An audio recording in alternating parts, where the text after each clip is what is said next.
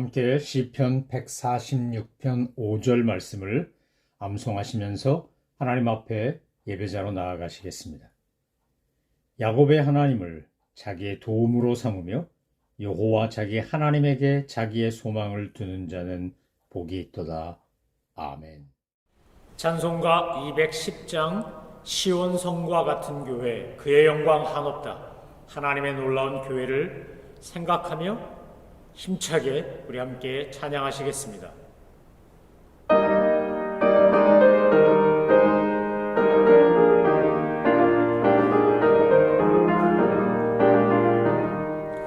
시온 성과 같은 교회 그의 영광 한없다. 허락하신 말씀대로 주가 친히 세웠다.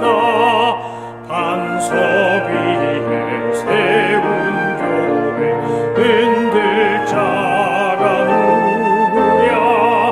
모든 원수 애워싸고 아무 근심 없도다.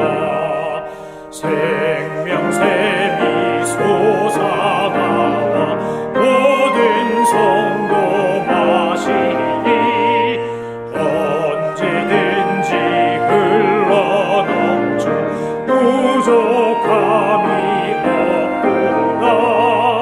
이런 물이 흘러가니 목마를 장우랴.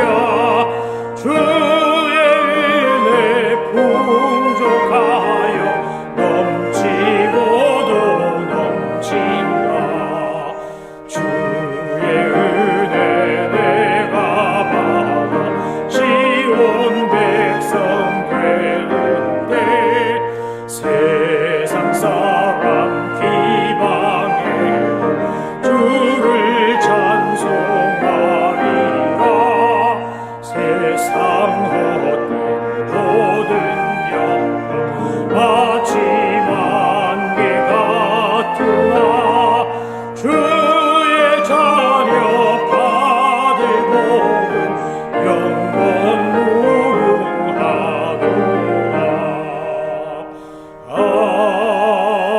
아멘. 하나님께서 오늘 우리에게 주신 말씀은 에베소서 2장 20절로 22절까지의 말씀입니다. 하나님의 말씀을 받들어 읽겠습니다. 너희는 사도들과 선지자들의 터 위에 세우심을 입은 자라. 그리스도 예수께서 친히 모퉁이 돌이 되셨느니라. 그의 안에서 건물마다 서로 연결하여 주 안에서 성전이 되어가고 너희도 성령 안에서 하나님이 거하실 초소가 되기 위하여 그리스도 예수 안에 함께 지어져 가느니라. 아멘. 에베소서를 통해서 우리는 성경적인 교회란 무엇이고 또 성경이 가르치는 성도, 그리스도인이란 어떤 사람인가를 배워가고 있습니다. 초대교회 에베소 교회는 당시 에베소라고 하는 거대한 메가시리, 로마 제국 안에서 자율성을 보장받고 경제적으로, 군사적으로, 문화적으로 매우 발전했던 이방 도시에 세워진 교회였습니다. 그 당시로서는 메트로폴리탄이라고 할 정도로 거대한 대도시였습니다. 그래서 지금의 성 베드로 성당의 2.3배나 되는 아담의 신전이 있었다고 알려져 있고, 도서관이라든지 또 시장이라든지 도로라든지 항만이라든지 엄청난 규모의 야외 음악당, 야외 극장이라든지 이런 것들이 아주 많이 발달되어 있던 곳이 에베소였습니다. 그 에베소에 유대인과 이방인이 함께 어우러지는 아름다운 사랑의 공동체인 교회가 사도 바울의 2차, 3차 선교여행을 통해서 세워진 것입니다. 특별히 3차 선교여행 때 사도 바울은 그 에베소에 머물면서 열심히 말씀을 가르치고 제자를 양육하고, 그래서 소아시아 지방의 중심교회라고 할 수 있는 에베소 교회를 세우고 또 목회하는 데 전념했습니다. 바울의 뒤를 이어 디모데와 그 다음에 사도 요한이 에베소 교회를 맡아서 섬겼는데, 사도 요한이 에베소 교회를 향하여 쓴 내용은 요한계시록의 아시아 7교회 편의 에베소 교회를 향한 이야기가 나옵니다.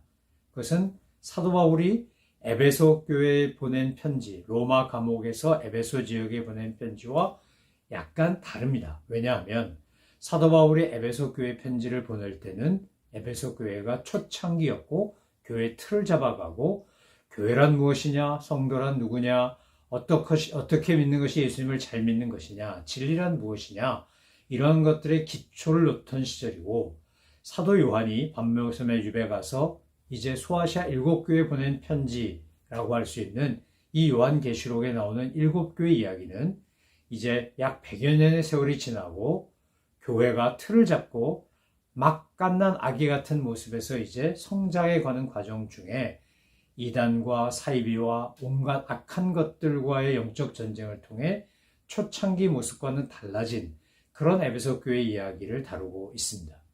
오늘 우리가 함께 공부하고 있는 에베소서의 이 에베소 교회는 이제 교회가 막 태어나고 뿌리 내리고 성장하던 시절의 배경을 가지고 쓰여진 편지입니다. 그래서 에베소서를 읽고 요한계시록에 나오는 에베소 교회와 바로 적용을 하면 약간의 문제가 생깁니다. 왜냐하면 이 에베소 교회, 에베소서에 등장한 에베소 교회, 에베소 지역 교회와 요한계시록에 등장한 에베소 교회와는 상당한 시간 차이가 있기 때문입니다. 자, 그래서 오늘 본문 20절에 보면 너희는 사도들과 선지자들의 터 위에 세우심을 입은 자라 이렇게 되어 있습니다. 교회를 설명하고 성도를 설명하면서 모퉁이 돌은 예수님이신데 그 기초가 되는 모퉁이 돌 위에 또 다른 터, 기초가 있다는 겁니다. 예수님이 부활하시고 승천하시면서 또 다른 보혜사 성령님을 보내시겠다고 약속하셨습니다. 또 다른 보혜사 성령님이 임하시니까 베드로나 야고보나 요한이나 예수님의 제자들을 비롯하여 우리가 사도라고 부르는 사람들, 선지자의 은사를 받은 사람들이 예수님에 대한 말씀을 적극적으로 예수님에 대하여 예수님이 가르쳐 주신 것에 관하여 열심히 선포하고 전도했습니다. 주 예수를 믿으라 그리하면 너와 네 집에 구원을 얻으리라 그러면서 가는 곳마다 복음을 증거하고 예수님을 증거하고 그렇게 해서 교회가 세워진 겁니다. 그러니까 모퉁이 돌이신 예수님 위에 선지자들과 사도들과 선지자들의 이런 복음사역, 헌신적이고 희생적이고 순교를 마다하지 않는 이 열정적인 복음사역 위에 교회가 세워진 겁니다. 그러니까 이 파운데이션이 바로 사도들과 선지자들, 여기서 말하는 선지자는 구약에 나온 선지자를 말하는 게 아니라 신약의 선지자로서의 사명과 은사를 받고 복음사역에 헌신하는 분들을 지칭하는 것이라고 보는 것이 더 맞습니다. 이들의 희생과 헌신 위에 교회가 세워진 겁니다. 이들의 희생과 헌신을 바탕으로 하나님의 교회가 자라나기 시작하는 겁니다. 그런데 그들이 그렇게 희생하고 헌신하면서 외친 게 뭡니까? 그것이 바로 예수 그리스도입니다.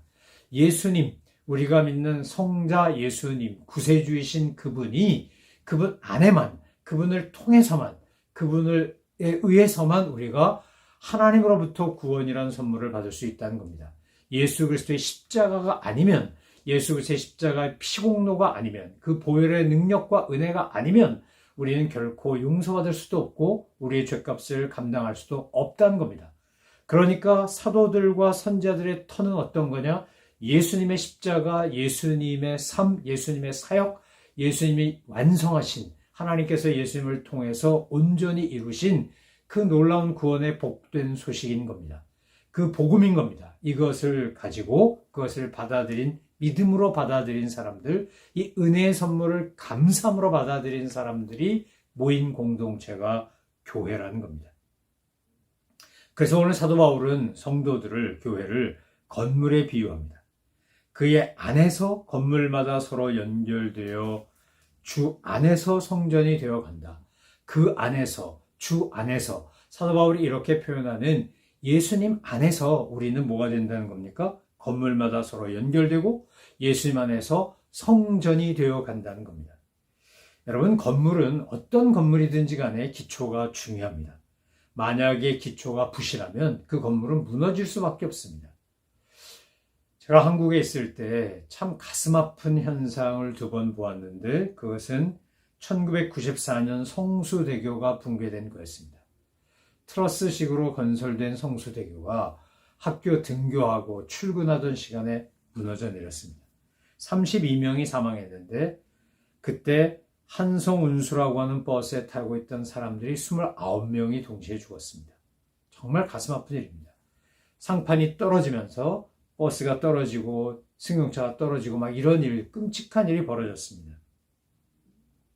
그리고 그 다음 해에 1995년에 정말 기억도 하기 싫은 삼풍백화점이 붕괴됐습니다.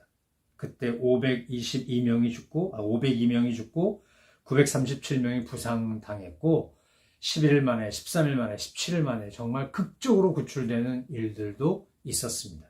그때까지 버티고 생존했던 인물들이 구출되면서 그때 그 슬픔 속에서 그나마 소망을 느낄 수 있었습니다.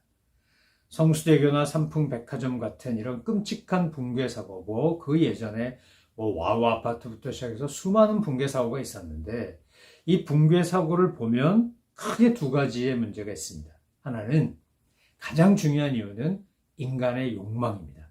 인간의 타락한 죄성에서 비롯된 욕망이 안전과 구조를 무시하고 막 기둥을 잘라내고 들어가야 될 철근 들어가지 않고 부어야 될 콘크리트 제대로 붙지 않아서 시멘트, 모래, 자갈 이거 제대로 안 넣었기 때문에 콘크리트가 무너지고 부서지고 금가고 뭐 이러면서 건물 자체가 붕괴되는 겁니다.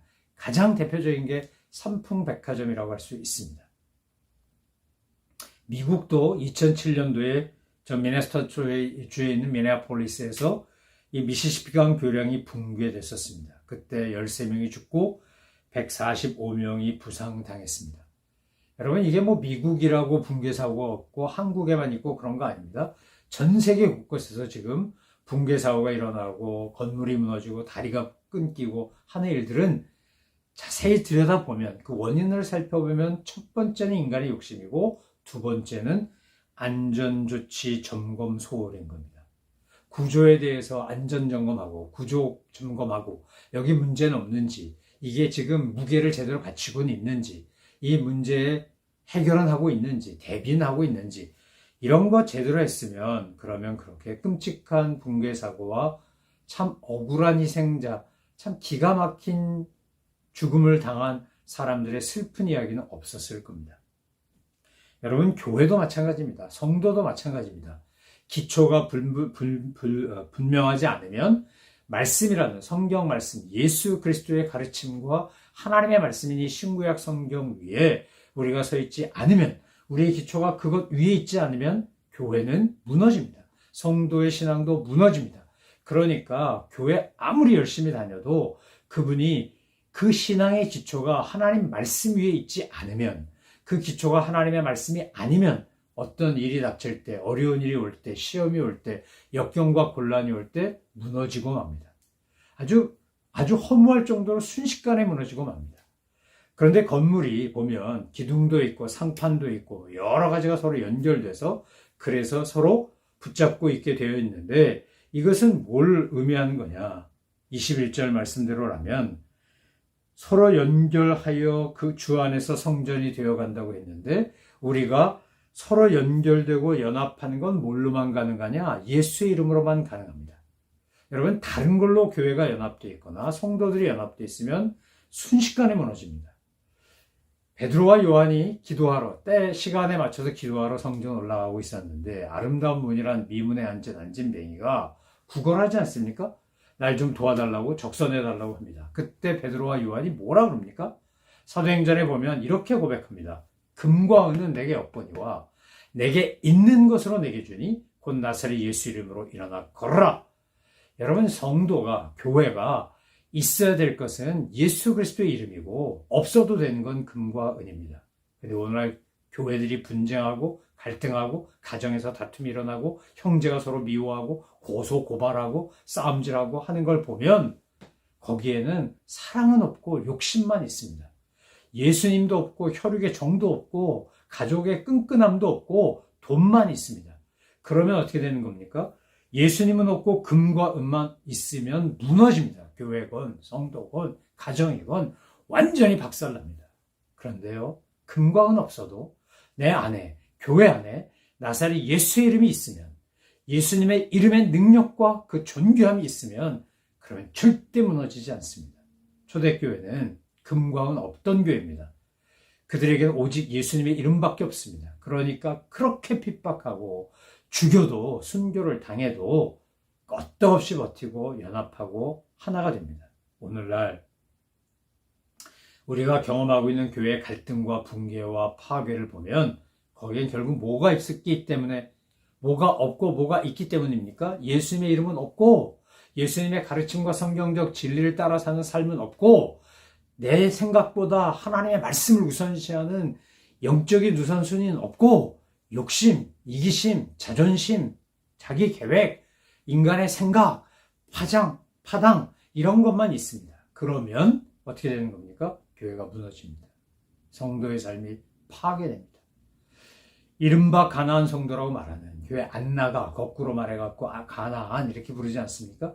많은 가나안 성도들이 교회 갔다가 상처받고 실족했다고 합니다. 목사에게, 성도에게, 장로에게 시험 들어서 교회 안 나간다 그럽니다. 참 가슴이 아픕니다. 물론 시험 받았다고, 시험 당했다고 하는 분들에게도 문제가 있습니다. 그들이라고 피해자만 되는 건 아닙니다.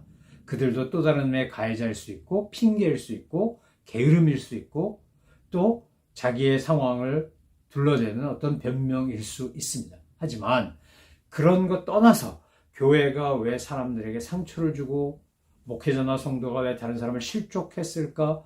우리 스스로 점검해보고 반성해보면, 다른 사람 탓하기 앞서 우리부터 먼저 반성해보면 우리 안에 있어야 될 것이 없고 없어도 되는 것을 금이야 오기야 귀하게 여겼기 때문입니다. 여러분, 교회는 성결의 능력, 순결의 능력, 거룩의 능력은 있어야 되고 금과 은은 없어도 괜찮습니다. 하나님 주시면 되는 거니까요.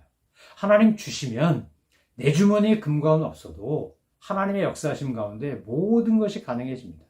출애굽한 이스라엘 백성들이 가나안 땅 향해 갔는데 무슨 먹을 거, 마실 거 잔뜩 준비해 가지고 갔습니까? 아마 잔뜩 준비해 갔어도 40년 광야 생활 못 견디지 않았겠습니까? 그런데 하나님께서 때를 따라 만나를 내리시고 메추라기를 불게 하시고 반석에서 물이 솟게 하시고, 그래서 성경에 말하면 옷이 해지지 않고 신발이 떨어지지 않았다라고 표현할 정도로 하나님의 공급하심이 있었습니다. 여러분, 정말 우리가 붙잡고 있어야 되고 놓치지 말아야 될 것은 바로 주 안에서 성전이 되어가는 것이 중요하지, 우리가 눈에 보이는 것들은 하나도 중요하지 않습니다. 그런데 22절, 전 이 말씀이 너무 좋습니다.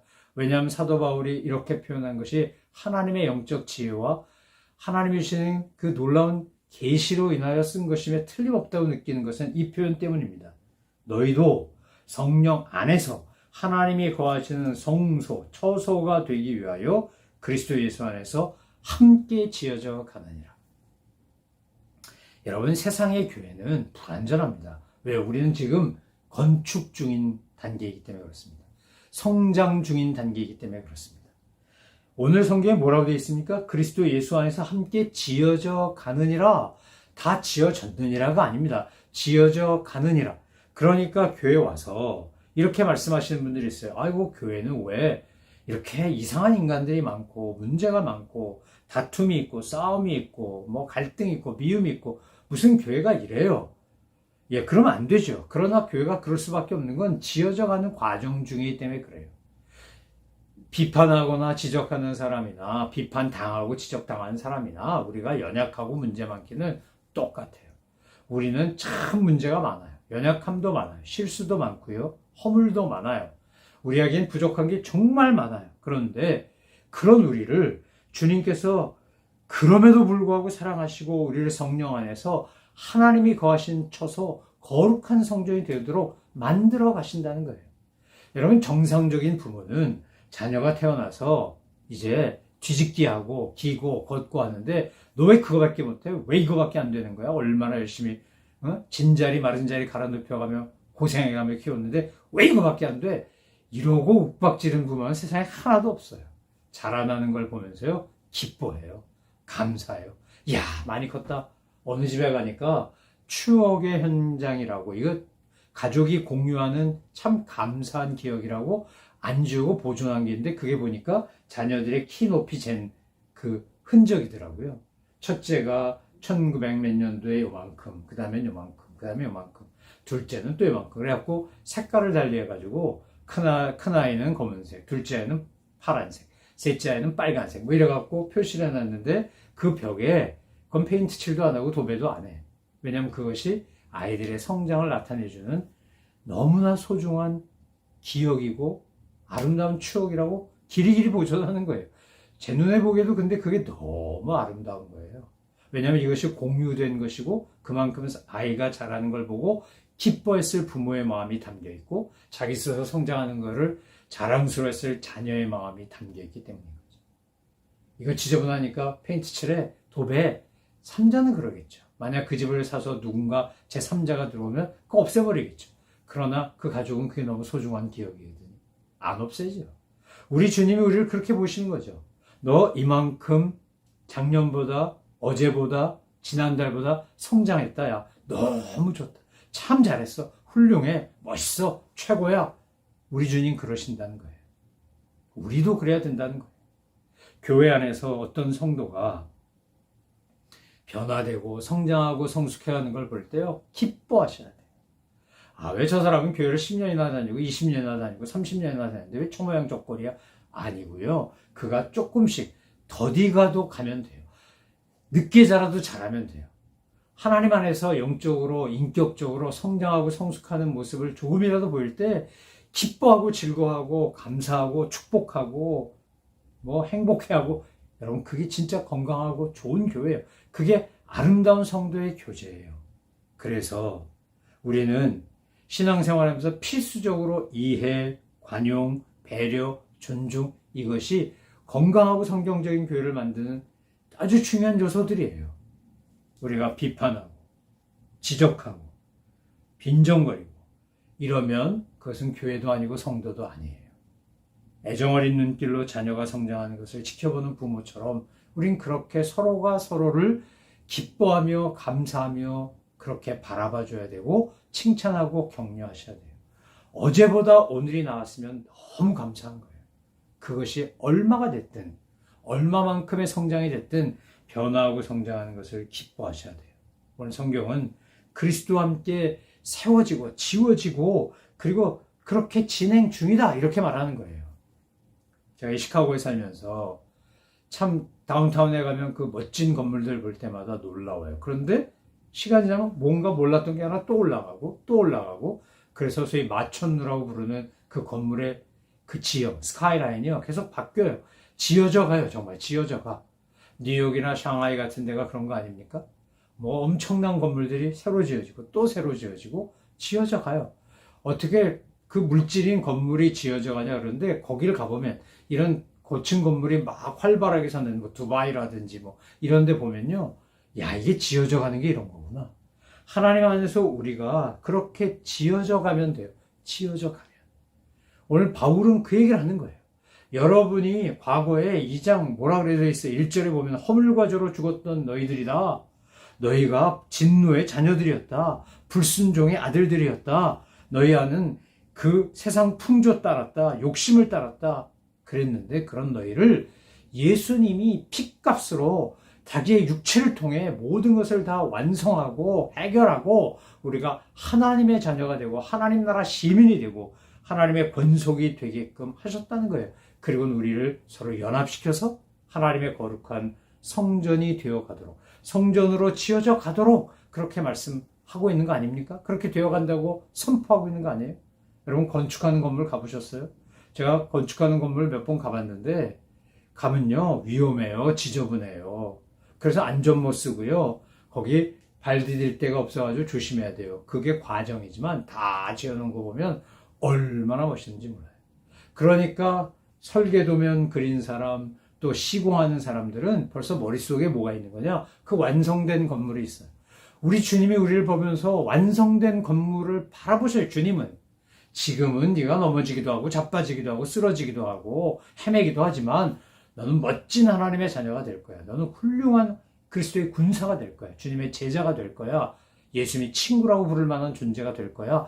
그렇게 주님은 우리를 바라보고 계세요. 그리고 우리에게도 그렇게 바라봐라. 너희가 너희를 서로 그렇게 바라봐라. 그렇게 인정해라. 소망과 사랑의 눈으로 상대를 격려하고 위로하고 축복하고 힘을 북돋아줘라. 여러분, 그게 교회예요. 그게 성도예요. 오늘 성경은 그렇게 말하는 거예요. 그래서 우리는 성경 말씀, 예수님이 모퉁이 들이시고 사도들과 선지의 터 위에 서서, 바꿔 말하면 하나님의 진리의 말씀과 희생하고 헌신하고 순교를 마다하지 않던 그 성결한 거룩한 영적 능력 위에 서서 하나님의 능력 가운데, 은혜 가운데 함께 치어져 가야 돼요. 연합하고 서로 사랑하고 함께 거룩을 추구하고, 그리고 날마다 성장하고 성숙해야 돼요. 오늘 에베소서에서 우리가 늘 매주 외우는 말씀처럼 날마다 그리스도의 장성한 분량까지 자라가는 거예요. 온전한 사람이 되어 자라가자. 우리가 그런 존재로 우리 스스로를 그렇게 주님을 바라보며 믿음의 주여 온전케 하신 이신 예수님 바라보며 나아갈 때 우리 교회가, 여러분의 가정이, 우리 자신이 하나님 안에서 주님이 보실 때 너무 사랑스러운 하나님이 거하시는 처소, 고린도전서 6장 19절에 나오는 것처럼 성령님이 거하시는 성전, 멋진 성전, 아름다운 성전이 되어 하나님의 영광을 드러내고 많은 사람들에게 그리스도의 사랑을 전하는 그런 축복의 통로가 될 것입니다. 이런 은혜가 저와 여러분의 삶에 날마다 더해지시기를 간절히 소망하며 축원합니다. 기도하겠습니다. 하나님 아버지, 저희들은 진노의 자녀였고 어둠의 아들들이었고 불순종의 자녀였고 육체의 욕심을 따라 지내는 정말 허물과 죄로 죽었던 존재들이었습니다. 그런 저희들을 주님께서, 예수님께서 보혈을 흘려서 우리의 모든 죄값을 씻으시고 우리를 주님 안에서 하나님의 자녀 되게 하시고 신령한 하늘의 복을 받아 누리게 하시고 주님께서 영광의 찬송이 되도록 저희들을 이끌어 주시니 그 은혜, 그 사랑 감사하며 감격하며 찬송합니다. 주님께서 오늘 저희들에게 주신 말씀처럼 말씀 위에 서서 예수님의 십자가, 그 놀라운 사랑과 은혜 위에 서서 사도들과 선자들의 희생과 헌신과 그 복음의 가르침 위에 서서 저희들이 날마다 서로 사랑하고 연합하고 거룩을 추구하며 지속적으로 영적으로 자라가는, 인격적으로 성장하는 저희들 다 되게 하여 주옵소서. 감사드리며 예수 그리스도의 이름으로 기도 올려옵나이다. 아멘. 하늘에 계신 우리 아버지, 아버지의 이름을 거룩하게 하시며 아버지의 나라가 오게 하시며 아버지의 뜻이 하늘에서와 같이 땅에서도 이루어지게 하소서. 오늘 우리에게 일용할 양식을 주시고 우리가 우리에게 잘못한 사람을 용서하여 준 것 같이 우리 죄를 용서하여 주시고 우리를 시험에 빠지지 않게 하시고 악에서 구하소서. 나라와 권능과 영광이 영원히 아버지의 것입니다. 아멘.